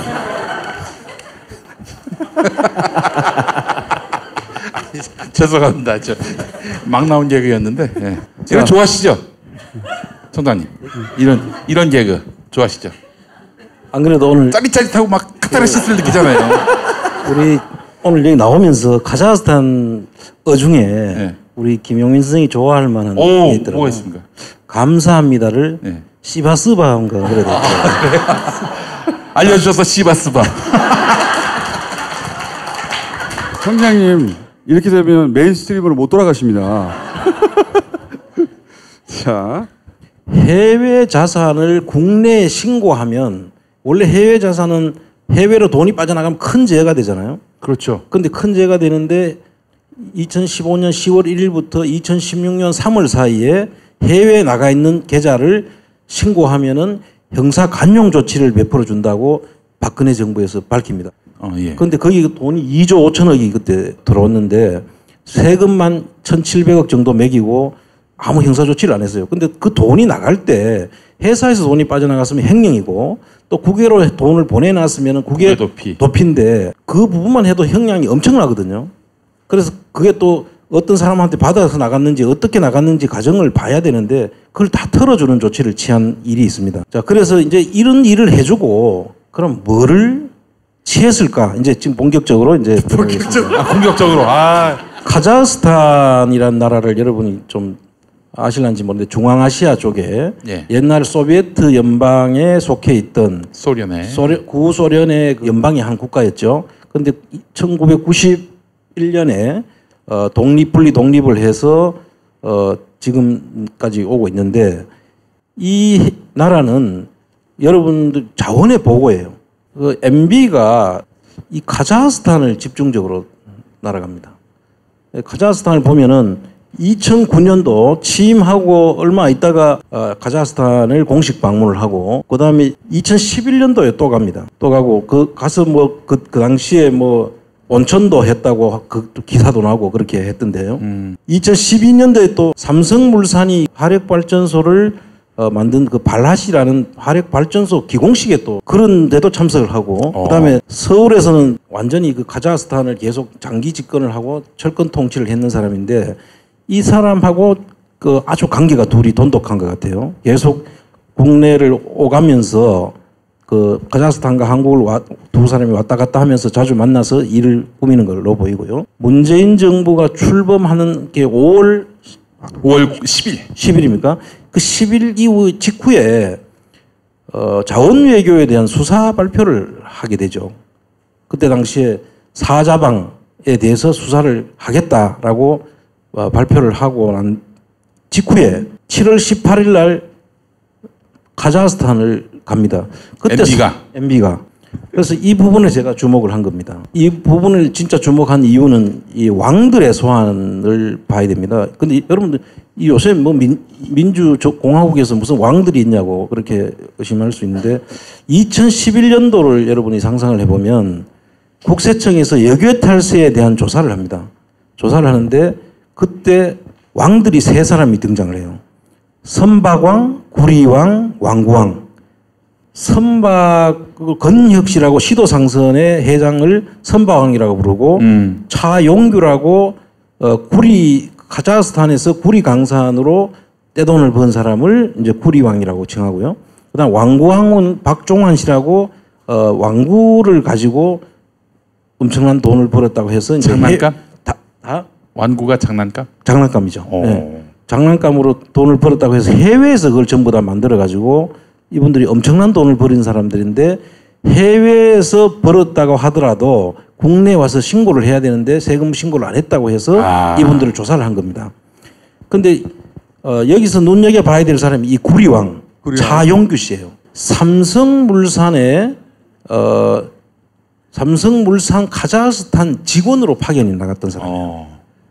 근데 삼성물산에서 과장급부터 시작해서 현지 지사장까지 올라가서 나중에 카자흐스탄 그 카장무스라는 삼성물산이 가지고 있던 광산의 대표 자리까지 오르는 사람입니다. 물론 뭐 그 사람 개인 셀러리맨으로서 개인적으로 이렇게 성공하는 것은 뭐 우리가 탓할 것은 아니고요. 그래서 상당히 성공을 했는 분으로 우리가 일단 보여지는데 문제는 어디서 생기냐면 카자흐스탄 삼성물산이 가지고 있던 카자흐스탄 지분이 얼마였나 하면 카장무스의 지분이 얼마였나 하면 42.8% 정도, 한 43%를 가지고 있었거든요. 그 가지고 있던 주식을 런던 증시에 상장을 하게 되면 상장 차익이 엄청나게 생기는 거거든요. 실제로 이분이 상장 차익을 얼마를 가져갔냐면 1조 4천억을 가져갑니다. 그럼 셀러리맨이 갑자기 1조 4천억의 부자가 돼서 한국의 5번째 손가락 안에 드는 부자가 돼버린 거예요. 그런데 이분에 대해서 이제 국세청이 역외 탈세자로 해가지고 이제 조사를 한 겁니다. 조사를 하는데 이 역외 탈세자 조사를 해서 세금을 1,600억을 매겨요. 근데 나머지 선박왕과 왕구왕 이 사람들은 검찰에 고발도 하고 세금 매기는 것까지 계속 가가지고 지금까지도 세금을 지금 매기고 있는데 이 구리왕 차용규 씨에 대해 가지고는 세금은 매겨놓고 좀 전문 용어인데 가세전 적부심, 그리고 가세가 적당하냐 안 하냐라고 묻는 제도가 있는데 그 가세전 적부심 단계에서 풀어줍니다. 그러니까 조사를 잔뜩 해놓고 나는 조사받으면 안 돼 하고 하니까 그래? 그러면 알았어 하고 풀어준 거예요. 있을 수 있는 일이 아니다는 생각이 들죠. 그러고 난 다음에 이분이 국적을 아마 영국인가로 지금 바꾼 걸로 제가 지금 알고 있는데요. 그리고 국세청이 우리나라에 주소지를 두고 국내에서 살면은 한국인으로서는 세금을 한국 국세청에다 내야 된다는 것 때문에 이름을 바꾼 걸로 보이는데 이 모든 과정도 제가 볼 때는 그게 사실이 아닐 가능성이 높다. 왜 그렇게 생각하느냐 하면 세금까지 면제해주고 삼성이라는 회사가 어떤 회사입니까? 자기들이 차용규 씨한테 넘길 때 한 2천억 정도의 손해를 보고 넘기는 거예요. 개인한테. 이 차용규 씨가 삼성 직원이었는데 삼성이 삼성 직원한테 광산을 넘길 때 손해를 2천억을 보고 넘겼다고요? 그렇죠. 네, 거기서부터 이상하네요. 그렇죠. 네. 있을 수 없는 일들이 벌어졌는데 그럼 왜 그렇게 그럼 싸게 넘겼느냐고 물으니까 여기 나오는 그 블라드미르 김이라는 사람이 카자흐스탄의 그 카장무스의 그 회장격으로 있었어요. 그러니까 이분이 49%인가 가지고 있고 삼성물산이 2.7%인가 43% 가까이 가지고 있었는데 블라드미르 김이 너무 압박을 해가지고 삼성이 안 팔 수 없었다. 아무도 믿을 수 없는 그런 이야기를 합니다. 그래서 여기서 지금 가서 조사를 해볼 수 있는 방법이 없잖아요. 그러니까 그런 줄로 알고 있은 거죠. 그런데 우리가 생각할 때 우리가 그 삼성물산 같은 데서 정말 삼성물산이 차용규 씨와 같은 그 개인한테 직원한테 1조 4천억이나 되는 상장 차익을 남겨주고 또 나머지 남았던 주식 가지고 팔면은 엄청난 부자가 되는 것이죠. 이걸 줄 수가 있었겠냐 하는 의심을 이제 하게 된 것입니다. 그럼 왜 이 차용규 씨에 대해서 주목을 하느냐 하면 이 국세청에서 1,600억을 가세를 해놓고 내가 세금 받는 것이 맞지 않다라고 넣어가지고 풀어주려고 그 국세청의 그 저승사자라고 하는 검찰의 중수부로 하는 그 조사 사국을 동원해가지고 조사를 해놓고 그냥 힘없이 풀어주는 거죠. 그 있을 수 없는 일이거든요. 청장님은 굉장히 재능이 있어요. 뭐냐면은 여기서 한 2번에서 3번 정도 화날 포인트가 있었거든요. 그랬어요? 할 수 있는 포인트가 있었는데 그걸 싹 지워가지고 저기 제가 편하게 지금 만들어서 제가 지금 얘기하는 거 군데군데 편집해서 넣어주세요. 이 씨부를 청장님 이게 요약하면 이런 거잖아요. 직원이었는데 얘한테 2,000원을 주고 싸게 팔아요. 삼성이 무려. 그런 다음에 그 직원한테 1조 4천억짜리 차익을 남겨줘요. 그래서 엄청난 부자로 만들어줘요. 이 씨부를 삼성이 누릴 수 있었던 2조 정도 될 수 있는 이익을 개인한테 다 몰아준 거 아닙니까? 이 씨부를 그리고 나서 세금을 내려고 받아낼 찬스가 있었는데 세금을 부재청에서 안 받아버린 거잖아요. 그러니까 덩어리를 치면 2조 정도 드러난 것만 하더라도 개인이 혜택을 이렇게 만들어준 거 아닙니까? 걔가 뭐라고? 이 씨부를 얘 뒤에 삼성이 있다 이렇게 생각하시는 거잖아요. 그렇죠. 박근혜 잡고 이명박 잡아도 삼성을 잡지 않으면 코어를 잡지 않는 것이다. 이건 당연하지. 그 정확한 이야기고요. 당연한 거야. 삼성이 끝판왕이야. 매일 아침 10시 SBS 러브 FM 정봉주의 정치 쇼끝나고 김용민의 정리를 하자면 삼성의 승계를 만들기 위해서 이명박 박근혜 정부가 동원됐다. 이거지 이 두 정권에서 삼성이 문제가 된 게 아니다. 그러니까 지금 보면 돈과 권력 사이에 돈이 더 세다. 지금 결론적으로. 이명박 때는 근데 대등하게 거래를 한 것 같아요. 저는. 둘이 꾼끼리. 응? 여러분 지금 태평로에 있던 삼성생명 본관이 있죠. 그게 부영으로 팔렸어요. 아, 옛날에 동방플라자 있었던데. 예, 5,700억 받고 팔았죠. 그 다음에 삼성화재 을지로에 있던 삼성화재 롯데 앞에 있던 그 본관이 있는데 그게 4천억에 팔린 거예요. 그것도 또 부영에 팔았습니다. 아, 부영. 이중근 회장. 지금 요새 구속돼 있는 분이죠. 네. 그 다음에 포스코 건설 송도 사옥이 있는데 그 송도 사옥이 원래 지을 때 3,600억이 들어가서 지은 건데 부영에 팔 때 3천억에 팝니다. 싸게. 5천억을 주고 살라는 사람들이 있었는데 안 팔고 있던 땅을 건물을 3천억에 팔았어요. 지금은 얼마나 할까요, 지금? 그 다음에 야, 의식의 흐름을 막지 마, 청장님. 하나은행 그 하나 외환은행이라고 을지로 본관이 있지 않습니까? 그 을지로 본관 사옥이 또 부영에 넘어갑니다.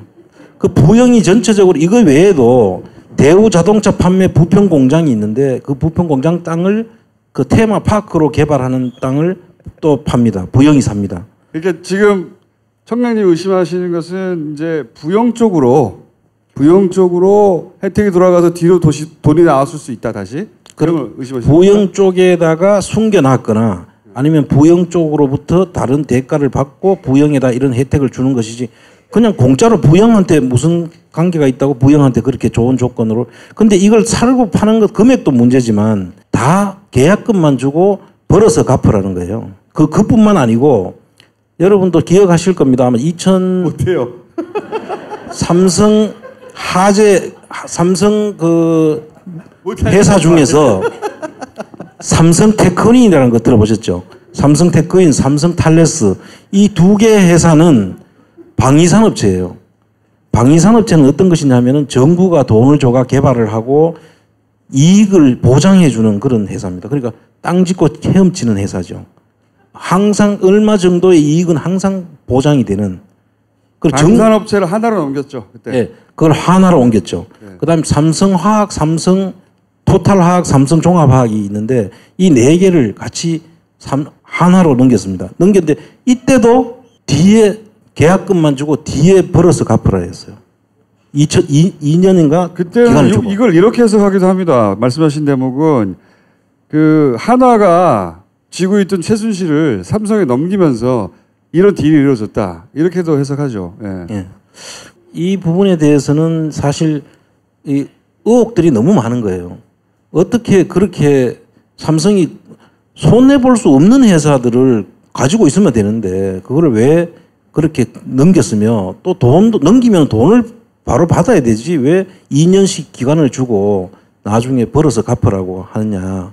그 거래는 뭔가 숨겨진 이권 거래가 있을 것이다. 있다는 것이죠. 예. 그리고 화학 같은 경우에는 그 뒤에 처음에 그 당시에 넘길 때만 해도 화학이 그렇게 경기가 좋지 않았는데 그 넘기고 나자마자 화학이 너무 좋아졌어요.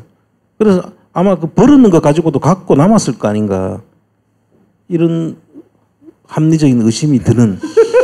아니, 이 의심들이 굉장히 그 논리적으로 얼개가 잘 맞춰져 있는데 어떻게 이걸 언론들이 하나도 조망을 안 했을까요? 하나도 이걸 다루지 않았을까요? 이런 의심을 왜 김어준한테만 하냐 이거야.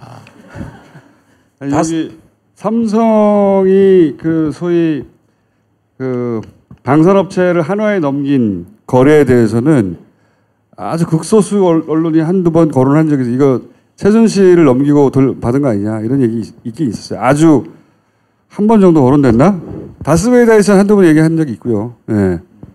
기억이 안 나겠지만, 예. 그리고 부영은 청장님이 몇 번 거론하셨죠. 부영에 최순실 혹은 박근혜 관련 이권이 숨어 있을 수 있다. 그리고 그 거론을 뉴스공장에서 한번 거론하자마자 부영에서 연락이 왔었어요. 무관하다고. 자기들은 뭔가 의혹을 살 만한 덩어리가 있는 것 같고. 근데 오늘 핵심은 여기는 카자흐스탄 구리왕 카장묵수 광산. MB 광산이라고 했으면 얼마나 좋았을까. 도리어 의심을 안 할 것 같아. 그러면 광산 이름을 MB 광산이라면. 그렇죠. 이 부분도 얼마 안 있으면 아마 이 부분에 대해서도 이제 저도 계속 보고 있기 때문에 곧 나올 겁니다. 나올 거고 전 카자흐스탄이 노다지라고 봅니다.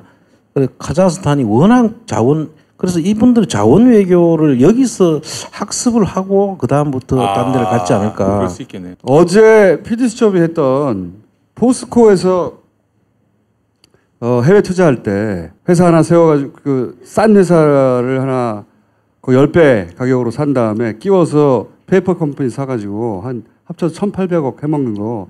그게 자원외교의 방식인데 똑같은 방식으로 포스코에서 이상등이 빼먹었다는 거든 그게 말하자면. 그렇죠. 포스코에서 돈 많이 빼먹었어요. 그 시절에.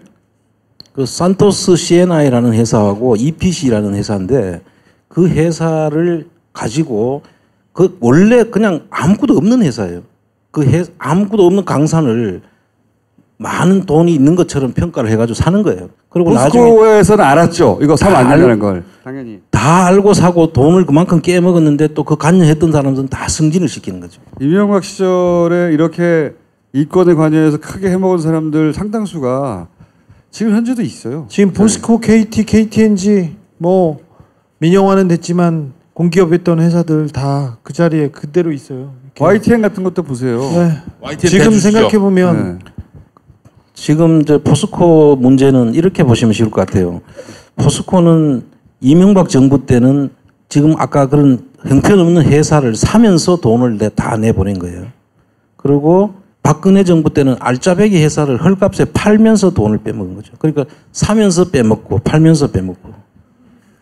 그래서 지금 그 좋던 회사가 지금 포스코가 상당히 지금 어려져 있죠. 자원 외교라고 하면서 다니는 양식이 이 모양에 다 들어 있습니다. 지금. 똑같아요. 거의 비슷한 방식인데 싼 걸 비싸게 사고 살 필요 없는 걸 같이 덤으로 사가지고 돈을 빼먹는 구조는 똑같아요. 똑같은 거를 계속 반복하고 그걸 성공해가지고 엄청나게 빼먹은 거예요. 빼먹은 거 그 돈이 어디로 갔을까. 근데 이제 카자흐스탄은 거기 삼성의 구리왕과 연결된 고리로 삼성과 같이 해먹었거나 삼성이 협조했거나 뭐 삼성과 뭔가 연결고리를 만들었거나 했을 가능성이 있다. 네. 뭐 이 정도. 카자흐스탄을 주목하겠습니다 앞으로. 네. 아 정말 이 가족들 이 MB 가족은 정말 가족 같은 가족입니다.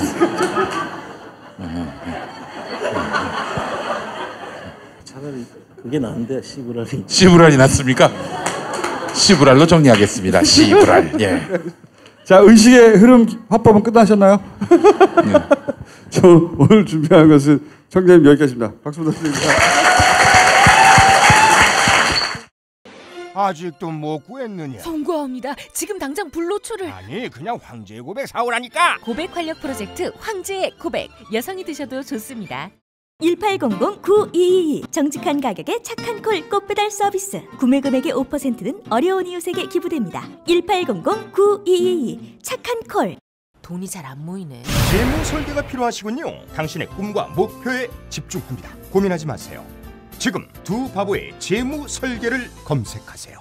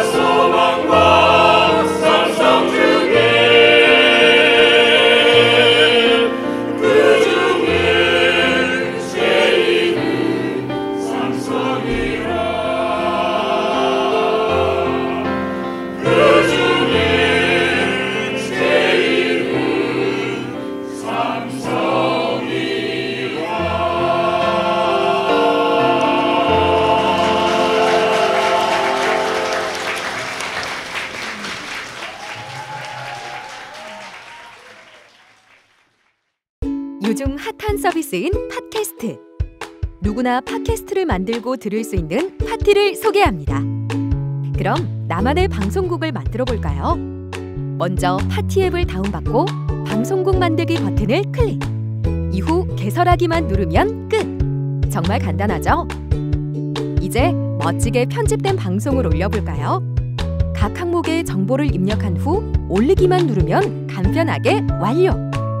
나만의 스튜디오 파티, 지금 만나보세요.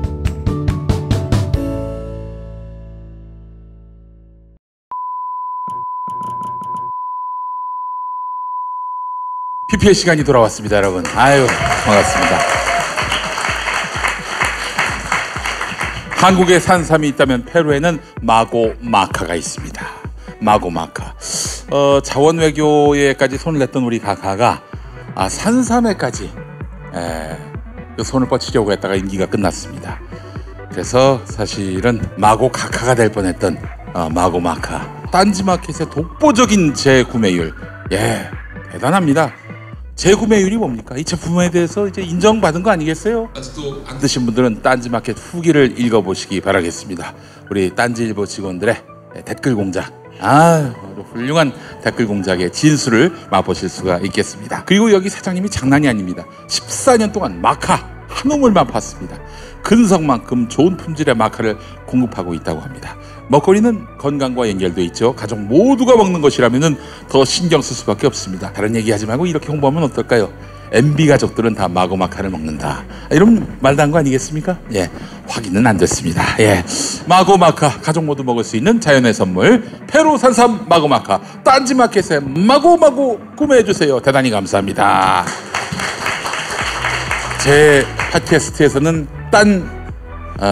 숙취 건강보조식품을 소개하고 여기서는 술술 풀리고를 얘기하는데 이거 어찌해야 될지 모르겠습니다. 나 진짜는 이겁니다. 거기 가서는 어떡하냐? 거기 가서 또 그쪽이 진짜고. 아는 사람은 다 아는 숙취에 도움을 주는 절대 강자 술술 풀리고 음주 전후에 한 포씩 드시고 주량이 약하신 분은 음주 중에도 수시로 한 포씩 더 드셔보시라는 것까지 똑같네요. 과리병으로 되어 있기 때문에 물에 타먹을 수도 있고 입에 그냥 털어서 먹을 수도 있으니까 1차, 2차 넘어갈 때마다 주머니에서 하나씩 꺼내 드시기 바라겠습니다. 안주 대신 드셔도 됩니다. 안주 대신에 술술 풀리고 평소와 다르게 술술 풀리는 나를 만나보실 수 있겠습니다. 술술 풀리고 딴지마켓에서 지금 후기가 대박입니다. 제라고 해도 되나? 하여튼 내 알 바 아니죠. 술술 풀리고 많이 사랑해 주시기 바랍니다. 대단히 감사합니다.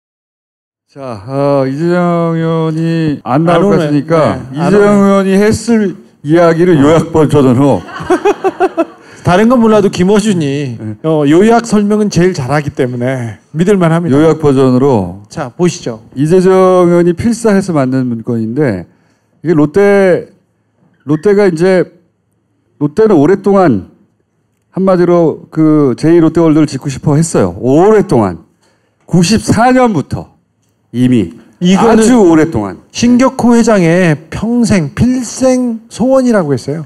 그래서 땅을 사고 최고 초고층 빌딩을 올리겠다는 것은 그냥 자기의 신념과도 같은 일이었어요. 94년 5월에 초고층을 물었어요. 정말 오래된 겁니다. 그러니까 롯데의 수건이 맞아요. 수건이 맞는데 모든 정권이 다 안 된다고 그랬죠. 국방부에서 반대했죠. 특히 거기서 공군은 사실 마지막 순간까지도 반대하고 지금도 반대하고 끝까지 항상 반대해왔고 노무현 정부 때도 문서를 보면 롯데가 회사 이익을 위해서 무리하는 같은 이런 보고도 있고 반대합니다. 다 안 돼요. 다 나가려야 돼요. 전부 다 나가려야 되는데 근데 이제 각하가 당선이 된 거예요. 각하가 요 당선된 다음날 내가 SBS 라디오에서 잘렸어. 바로 아직 아무런 압력도 오기 전에. 참 안타까운 게 아무도 정신없을 때 나는 잘렸어. 이해할 만합니다. 네. 참 안타까운 게 그 당시에 SBS는요. 일기예보에서 내일 비가 온다 그러면은 그때부터 이제 일기예보를 본 순간부터 우산을 펴는 그런 시스템이었어요. 바람보다 먼저 눕는 거죠. 그리고 근데 당시에 이명박 선거 캠프에 SBS 간부들이 다 가 있었어요. 그래서 이명박의 홍보수석실, 대변인, 비서실장을 SBS에서 돌아가면서 했잖아요. 김성우, 최금락 뭐 등등등. 그런데 롯데는 4월에 심의 신청을 합니다. 4월에 활동을 시작해요. 근데 지금 이재정 의원이 가지고 오는 문건은 12월 15일 날 만들어진 거예요. 네, 청와대에서. 2008년이요. 네. 이 문건의 특징이 뭐냐면 그 이후에 벌어질 일들을 다 단계별로 담고 있어요. 그렇다는 얘기는 12월 15일에는 이야기가 끝났다는 얘기예요. 롯데가 뭘 해서 청와대가 그 요청을 받아들여서 연구를 하고 심의를 하고 이게 아니고 이 문건이 만들어지고 난 다음부터 절차가 시작돼요. 사실 2008년 12월 15일이었지 않습니까?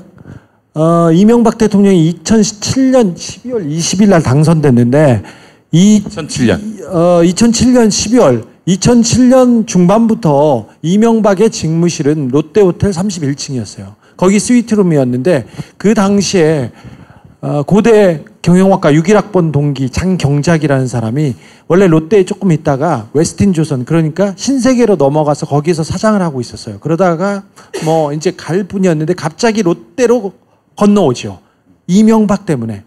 그래서 그 롯데호텔에서 거의 정리가 됐고 12월 15일은 이미 뭐 다 끝난 상황이에요. 자, 여기서 앞에 2008년 9월 18일 김은기 공군 참모총장 경질 이 부분도 중요한데요. 그렇죠. 이 양반은 반대한 사람이야. 반대한 사람입니다. 서울공항 각도 트는 거 반대했던 사람인데 그리고 잘렸단 말이죠. 이미 MB했듯이 이거는 뭐 당연히 롯데에게 사실은 이명박은 당선이 99.9% 확실시됐던 사람이기 때문에 이 이건과 관련된 이야기는 다 진작에 됐던 얘기예요. 당선 직전에 전에 다 돼 있어요. 그리고 나서 이제 당선되고 나서 어떻게 진행할 것인가. 그 중에 이제 다른 많은 것들이 있었겠지만 문건이 하필 롯데 건이 나온 거예요. 파기하지 않고 남아있던 문건 중에 나중에 왜 캐비넷 문건 나왔다고 막 그랬잖아요.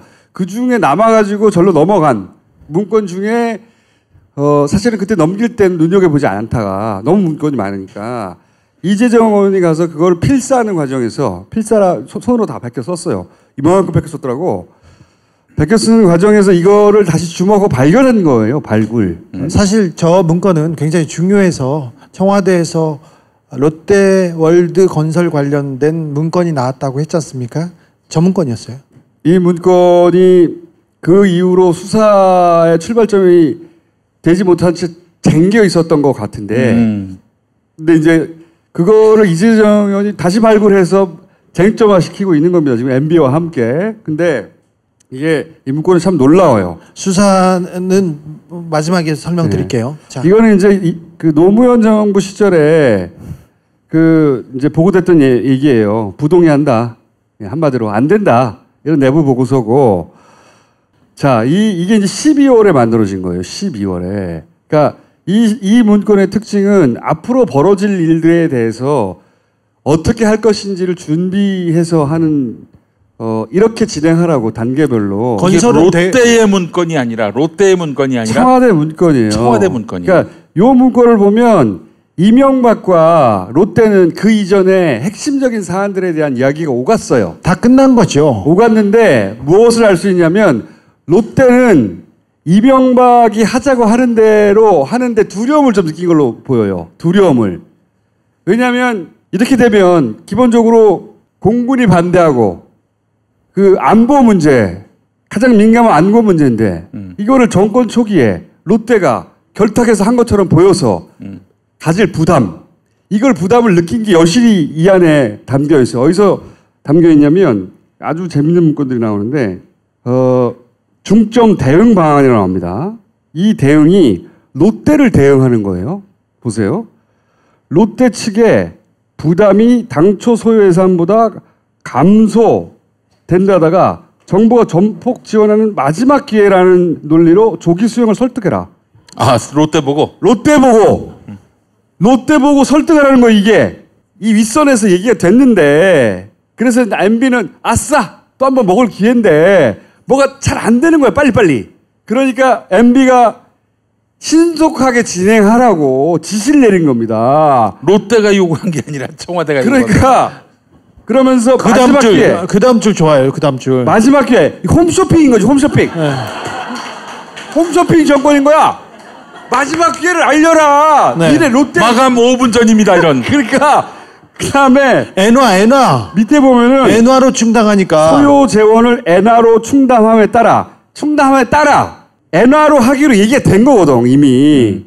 왜 엔화로 얘기가 됐는지는 아마 자본이 일본 쪽에서 넘어오거나. 그렇죠. 외자 유치다. 외국에서 돈이 들어오니까 우리한테 이득이 된다. 외자 유치 이런 거 되게 좋아해요. 이명박이. 그거를 치고 나가려고 했던 거예요. 그러면서 뭘 강조하냐면 현 엔화 강세로 인해 의사결정 시 혜택을 보는 측면을 강조하라. 무슨 얘기냐면 그때 700원, 800원대에서 엔화가 갑자기 1,500원대로 뛰어요. 900원대에서.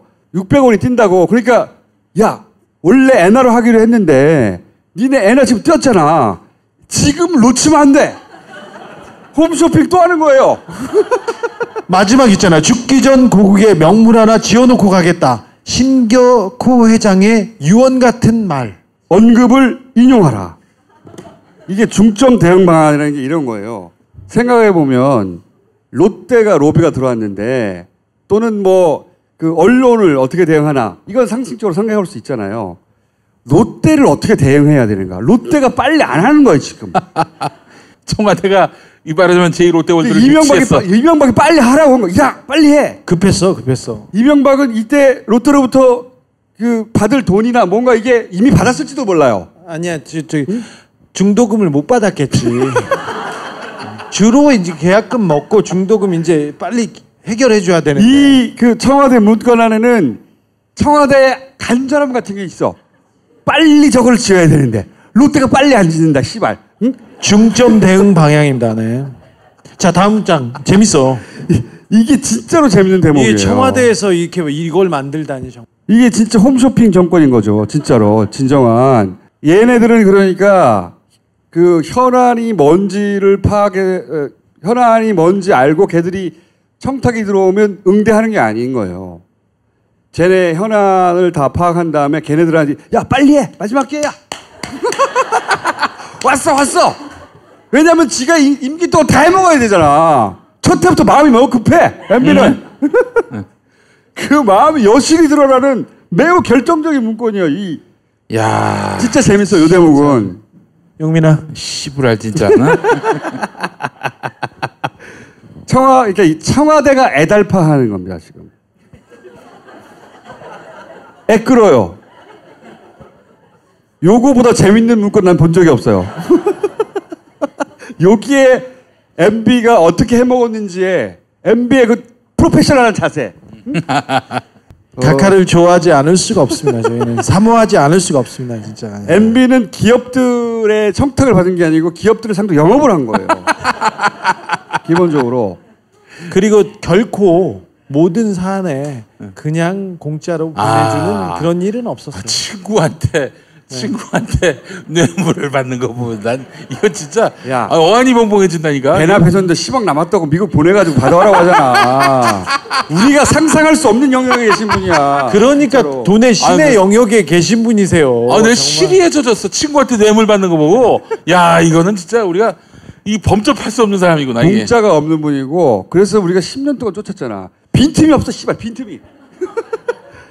꾸역꾸역 10년 동안 해서 잡은 거야 지금. 진짜 위대하세요. 아니 어쩌면 난 이런 생각도 들어요. 지금 MB는 이거 갖고 사람들이 흥분하고 열받는 거에 대해서 다행이다라고 생각할 수 있을 것 같아요. 진짜 큰 거는 근처도 못 가는데. 진짜 큰 건 다 외국에 있어요. 자, 진짜 근데 다 외국에 있어요. 일단 잡아놓고 시작합시다. 그러니까 이게 다 외국에 있어요. 다. 다스가 가장 딱 떨어져요. 그래서 쉽고 빠른 길이에요. 그래서 다스가 누구 겁니까라고 묻기 시작한 거고. 이명박은 해먹었다는 걸 모르는 기자는 없어요.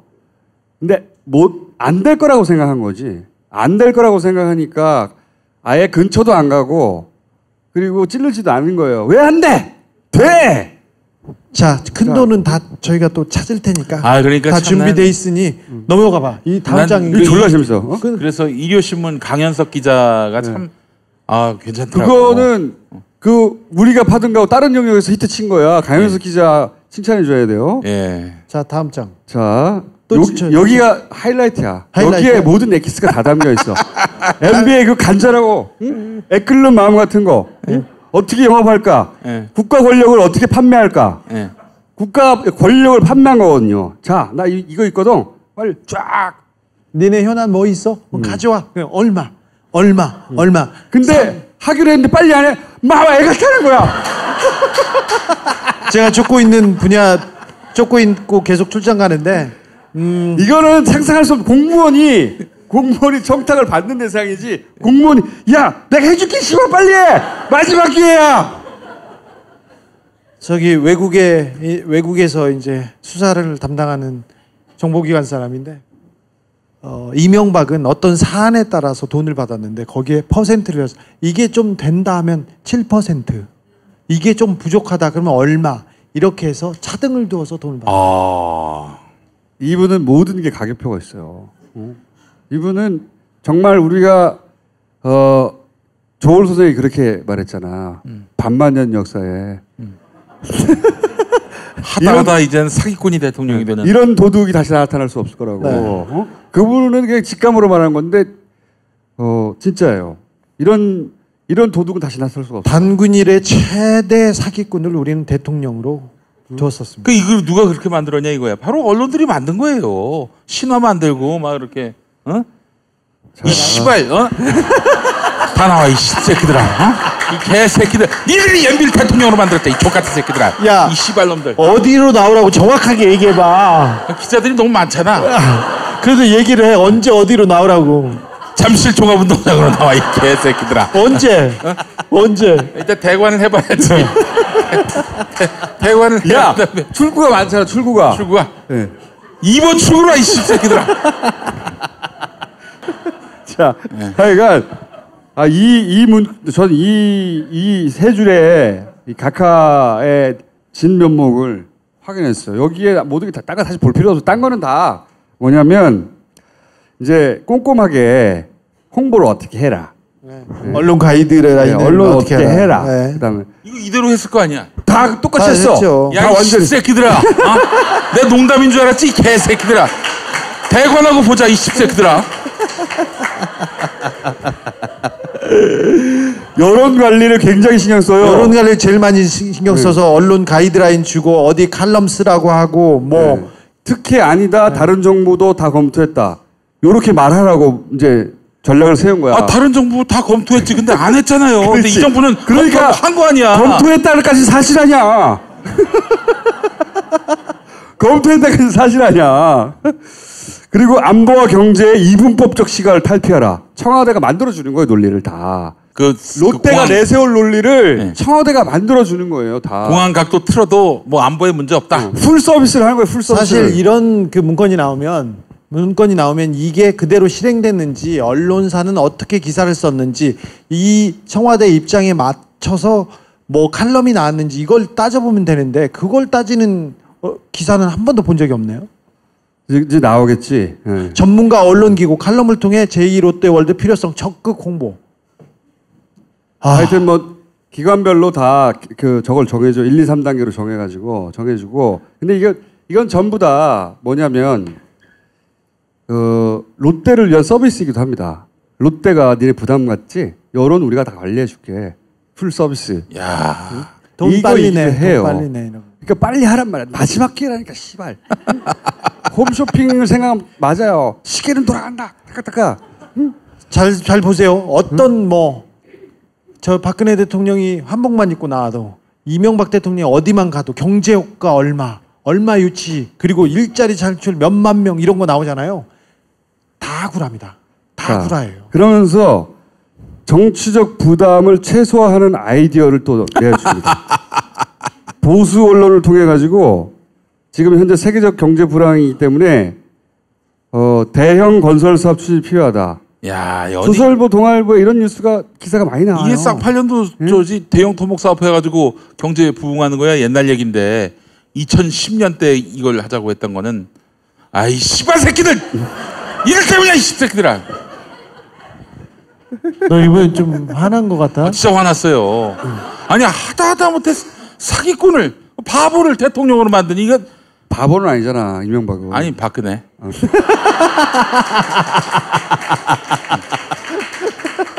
아니 박근혜도 사실 저기 언론 없이 어떻게 박근혜가 대통령이 돼요? 그러면 박근혜하고 이명박을 만든 건 언론이. 아니 그런 새끼들이 말이야.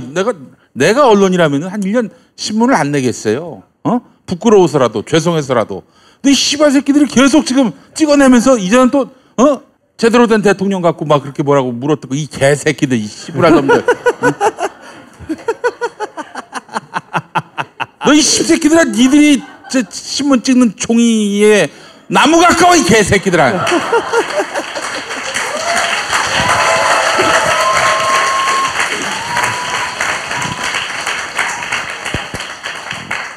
그리고 이런 얘기도 냅니다. 과거 정부의 주요 인사들로 협의체를 구성해서 갈등 관리를 해라. 이거는 다 전부 다 롯데가 걱정하는 바를 이렇게 다 해소해 주겠다는 플랜이에요. 가려운 데를 긁어주는. 네. 풀 서비스를 이렇게 합니다. 어떻게든 빨리 하게 해라. 애가 탄 쪽은 정부지 롯데가 아니었어요. 이 문건이 여실히 드러나지만 기본 합의를 한 거예요. 각하하고 그쪽 사이드에서 기본 합의를 딱 해놨는데 빨리 진척이 안 되는 거예요. 마음이 급합니다. 각하는. 왜냐하면 단계별로 해먹을 풀 계획이 있었던 것 같아요. 응? 올해는 뭘 해먹고 딱 목표 중도금 목표액이 있었던 것 같아요. 내가 보기에 각하한테는 올해는 롯데 거 먹어야 되는데 이런 게 있었던 것 같아요. 그렇지 않고서야. 근데 지금은 롯데 하나 나온 겁니다. 나는 이런 문건이 기업별로 있었을 수도 있다. 기업별로도. 다스 하나에서 이미 현대차하고 삼성의 뇌물이 나왔지 않습니까? 근데 기업별로 있었을 수도 이 롯데월드는 굉장히 큰 건이었죠. 이 사안은 사실은 이 문건이 나와서 수사 의뢰를 했고 수사를 하고 있어요. 그런데 아직 뭐 시작도 못했어요. 그런데 딴 게 많아서. 그런데 신동빈 회장이 구속됨으로써 롯데월드 이 수사에도 변곡점이 생겼어요. 급하지 않은 상황인 거예요. 이쪽을 묶어놨기 때문에 나올 겁니다. 나오는데 각하가 예를 들어서 롯데를 통해서 이렇게 해서 먹은 게 있을 거 아니에요. 그렇죠. 네? 자, 롯데월드 건설 하나가 있고요. 그 다음에 서초동에 롯데 칠성에 그 공장 부지가 있어요. 공장 부지였어요. 그 유통 부지여서 거기는 유통 공장, 창고만 쓸 수 있는데 그거를 상업시설로 풀어줬어요. 그리고 부산에 롯데월드, 제2롯데월드처럼 버금가는 부산에 롯데월드 부지가 또 있습니다. 그리고 맥주, 그 다음에 면세점. 롯데는 이명박한테서 동아줄이었어요, 정말. 생각해 보시면 저는 그래서 롯데 같은 경우에 삼성은 사실 삼성전자라고 하는 글로벌한 기업이 있습니다. 그 사위가 삼성전자로 간 이유거든요. 기본적으로. 거기는 해외에서 해먹을 수 있는 창고 포스터가 되게 많아요. 롯데는 어디 있을까? 각각은 해외에서 해먹어요. 큰 구찌는. 해외에서 해먹는데 해외 롯데가 진출합니다. 롯데마트도 가고요. 네. 잘 생각해 보시면 거기 건설들이 있고요. 이거 아마 앞으로 나올 뉴스 중에 해외에서 롯데마트나 그쪽 그 소위 롯데는 유통이 진출했으니까 유통과 건설이 크죠. 거기서 이제 돈들이 튀어나올 가능성이 있다. 그리고 이거하고 그래도 여전히 비교가 안 되는 게 삼성이에요. 삼성과 각하의 결탁은 뭐 완전한 그 이익의 일체. 완전한 이익의 일체. 경제적 공동체. 완전한 공동체였을. 그리고 그 사이가 그 가운데서 심부름하는 2012년에 저하고 주진우가 거기 처음에 갔을 때 기본적으로 그때 이미 조단위의 프라이빗 뱅킹이 거기 있다라고 하는 첩보를 가지고 갔었기 때문에 엄청난 게 하여튼 거기까지 갈 수 있을지 모르겠어요. 우리 검찰은 못 가도 제가 많이 갔어요. 네, 곧 나올 거예요. 동부지검 그거 되겠어? 거기 안 되고. 너 이름이 뭐지? 자, 공군이 보도자료를 내는 것을 청와대가 첨삭하는 문건입니다. 이게 요렇게 빼라. 그래서 그러니까 처음부터 끝까지 면밀하게 풀 서비스를 했어요. 중도금을 받았는지 안 받았는지 모르겠는데 돈을 깔끔하게 다 받는데 하자 없이 관리하여라 이렇게 됐던 게 아닌가 싶어요. 풀 서비스를 끝까지 합니다. 이 경우는 이 서비스 문건이에요 이게. 네. 다. 진짜 지나친 서비스 마인드. 네. 서비스 문건이고 대단하네요. 네. 그런 문건 일부가 나왔고 만약에 우리가 이명박 정부 시절에 그걸 확 털었다. 어마어마한 게 많이 나왔겠지. 이게 얼마나 재밌어 씨발. 진짜 재밌잖아요. 그걸 자기들이 쓰고 앉았다는 게 너무 웃겨. 기업을 상대로 대응 방안을 쓰고 있는 거야. 쟤들이 안 하려고 그러는데? 다른 정부는 그걸 막으려고 그랬는데 여기서는 기업이 안 하려고 그러는데 어떻게 빨리 하지? 이걸 대응하고 있어 이걸. 판매 매뉴얼 막 브로셔 그런 거잖아요. 그렇지. 네. 홈쇼핑 다단계 판플렛이야 판플렛. 변수가 있는 변수가 하나는 김윤옥 여사고 하나는 논현동 사저예요. 논현동 사저. 아 거기에 어마어마한 게 있다면서요? 근데 그거 말고도 이미 이명박은 거의 뭐 꼬린이 돼 있기 때문에 거의 돼 있기 때문에. 나는 근데 가장 흥미로운 것은 부인이에요 부인. 아들이나 본인이나 형이나 큰형이나 그런 거는 어느 정도로 다 드러났잖아요. 근데 부인과 관련해서는 크게 드러나는 게 사실 없어요.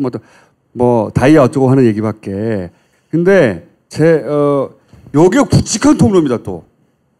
아주 뭐랄까 서커스적이에요. 예전부터 이명박 대통령이 그 시장이 되고 유력한 후보로 나왔을 때 그때 공천을 누구한테 받아야 되냐고 이렇게 얘기했을 때 그때 김윤옥 얘기가 제일 먼저 나왔어요. 김윤옥 씨가? 네. 그 다이렉트 파이프. 오천 살인 사건의 주범 그 한센병 환자 있었잖아요. 한센병 환자를 동원해 가지고 그 유경재단을 장악했던 임두성이라는 사람이 그 다음에 2008년 총선에서 한나라당 비례대표 2번으로 입성합니다. 그 사람도 돈을 만들었어요. 비자금을 만들어서 김윤옥 여사한테 갖다 주겠다고 돈을 만들어서 가져갔었어요. 정도 김윤옥이 받았는지 안 받았는지는 그렇지는 몰라요. 그런데 제가 그 취재를 하고 쫓아다닐 때 김윤옥 여사한테 받았죠. 제가 임두성한테 말했어요. 그런데 임두성은 도망 다녔는데 조금 있다가 김윤옥의 사촌 언니가 사촌 언니로 퉁쳐서 끝나버린 사건이었지 그렇죠. 그때. 언니가 공천원금을 받았다고 해서 구속됐죠. 아 그때 초기에 그랬었어요. 정두원 의원이 뭐 뒤집어 읽기 있다라고 하는 것도 부인이 관련된 겁니다. 돈과 부인이 관련된 거예요. 그리고 그 이후로 특히 주중에 몇 번 얘기했지만 그 원세훈 부인 서울시장 시절부터